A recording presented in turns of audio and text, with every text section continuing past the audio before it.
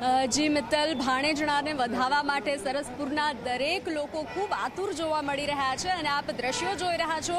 હાલ સરસપુર મંદિરની બહારના આ દ્રશ્યો છે જ્યાં ભક્તો આરતી માટે ઉમટી પડ્યા છે અને આરતી પૂર્ણ થઈ છે ત્યારે ભગવાનના દર્શનાર્થે દરેક ભક્તો જે છે તે ઉમટી પડ્યા છે. સાથે દરેક જગ્યાએ ઠેર ઠેર તૈયારીઓ કરવામાં આવી રહી છે કારણ કે ભાણેજડા આવી રહ્યા છે. ભાણેજડાને વધાવવા માટે, ભાણેજડાના સ્વાગત માટે દરેક લોકો આતુર છે અને તૈયારીઓ થઈ રહી છે. મહાપ્રસાદ તૈયાર થઈ રહ્યો છે તો દરેક લોકો પોતાના સામર્થ્ય રીતે સેવા આપી રહ્યા છે. કોઈ આર્થિક સેવા આપી રહ્યા છે તો કોઈ શારીરિક સેવા આપી રહ્યા છે અને ભાણેજડાને વધાવવા માટે તૈયારીઓ કરી રહ્યા છે. ભગવાન જે છે, ભગવાન જગન્નાથ, બહેન સુભદ્રા અને ભાઈ બલભદ્ર સાથે અહીંયા સરસપુરમાં વિરાજમાન થશે અને મામેરા કરવામાં આવશે.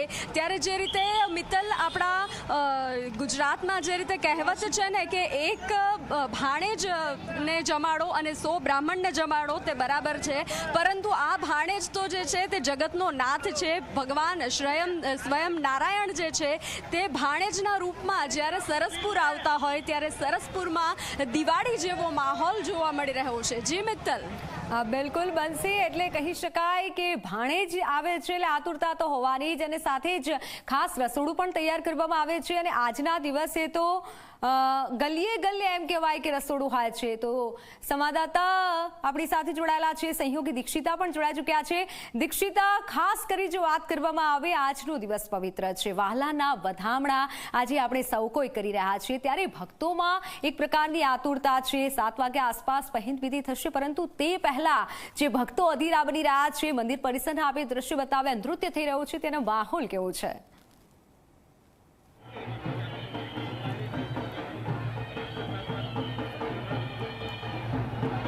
મિત્તલ, એવું કહેવાય છે કે આ તો ભગવાન છે. ભગવાનને આપણે શું આપી શકીએ? કારણ કે ભગવાન પાસે તો આપણે હંમેશા માંગવા જતા હોય છે. આજનો આ દિવસ એટલો ખાસ છે કે વાલાના વધામણા કરવા માટે તમામ લોકો છે એટલા ઉત્સાહિત છે કે વહેલી સવારથી ને મોડી રાતથી આ મંદિર પરિસરની અંદર તે લોકો આંખનું એક પટકો માર્યા વગર જાગી રહ્યા છે. એટલા માટે મારા વહાલાના વધામણા કરવા માટે એમના મનમાં એક જ વસ્તુ છે, જય રણછોડ માખણ ચોર. આ રથ અમે આપને બતાવી રહ્યા છે. રથમાં બિરાજમાન થઈ ચૂક્યા છે જગન્નાથજી. જગન્નાથજી જ્યારે બિરાજમાન થઈને રસ્તે આવતા હોય છે ત્યારે સ્વાભાવિક છે કે લોકોનો ઉત્સાહ એટલો વધી જતો હોય છે કે લોકો ભક્તિમાં મગ્ન થઈ જતા હોય છે.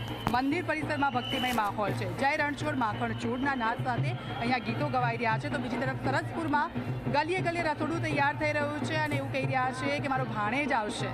આપણા ઘરે જ્યારે આપણો ભાણેજ આવે ત્યારે આપણે એને વધાવી લેતા હોઈએ છીએ અને ખૂબ જ સરસ રીતે મિષ્ટાન ભોજન બનાવતા હોય છે. એવું જ કંઈક માહોલ સરસપુરની ગલીઓમાં જોવા મળી રહ્યો છે.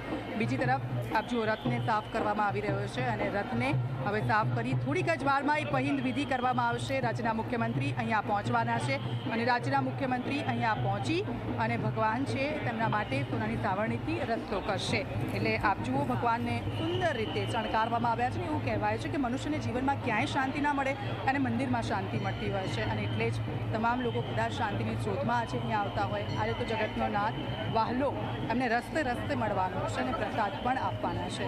ત્યારે એ વસ્તુને લઈને પણ લોકો આતુર બન્યા છે. ગજરાજ તૈયાર છે અને ગજરાજ છે જ્યારે ભગવાન છે તેમની આગેવાની કરવાના છે એટલે 10 જેટલા ગજરાજો છે એ પહેલાં નીકળશે અને આ યાત્રા છે તે લોકો પૂરી કરશે આગેવાની કરીને. એવું કહેવાય છે કે જ્યારે પણ આપણે આપણા ઘરમાં કોઈ નાનકડો પ્રસંગ હોય તો ભગવાન વિઘ્નહર્તા એટલે કે ગણપતિ દાદા છે તેમને આગળ કરતા હોય છે અને ગજરાજ છે એમનું જ એક સ્વરૂપ છે એટલે ગજરાજને આગળ કરવામાં આવે છે. 10 જેટલા ગજરાજો છે સજી ધજી અને રંગરોગાન સાથે તૈયાર છે. સાથે સાથે ટ્રકો છે, હાથી ઘોડા પાલકી સાથે ભગવાન છે એ આગળ જશે. 1878માં જ્યારે આ રથયાત્રા નીકળતી હતી તો એક પારંપરિક રથયાત્રા હતી ને ત્યારે બળદગાડા સાથે આ રથયાત્રા નીકળતી હતી. આ રથયાત્રા જે રીતે નીકળતી હતી એ રથયાત્રાનું સ્વરૂપ બદલાયું છે પરંતુ વિધિ વિધાનો અને કથનો છે એક જેવા જ રહ્યા છે.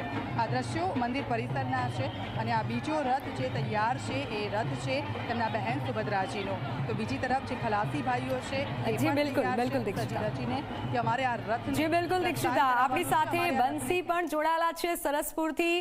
બંસી, ખાસ જો આપણે રસોડાની વાત કરી રહ્યા હતા કે ગલીએ ગલીએ આજે તો રસોડું હશે સરસપુરમાં અને સરસપુરમાં તમામ લોકો આતુર હોય છે અને ખાસ જો ભોજનની અને પ્રસાદની વાત કરવામાં આવે તો એ લોકોને એવું હોય છે કે જલ્દી ભક્તો આવે અને અમે તેમને પ્રસાદ આપીએ. તો આજે ત્યાં કેવો માહોલ છે સરસપુરમાં, અને ખાસ કરી રસોડાની વાત કરીએ તો તે કઈ રીતે આયોજન કરવામાં આવ્યું છે, ત્યાં શું માહોલ છે, તમામ અમને સરસપુરથી દ્રશ્ય બતાવશો.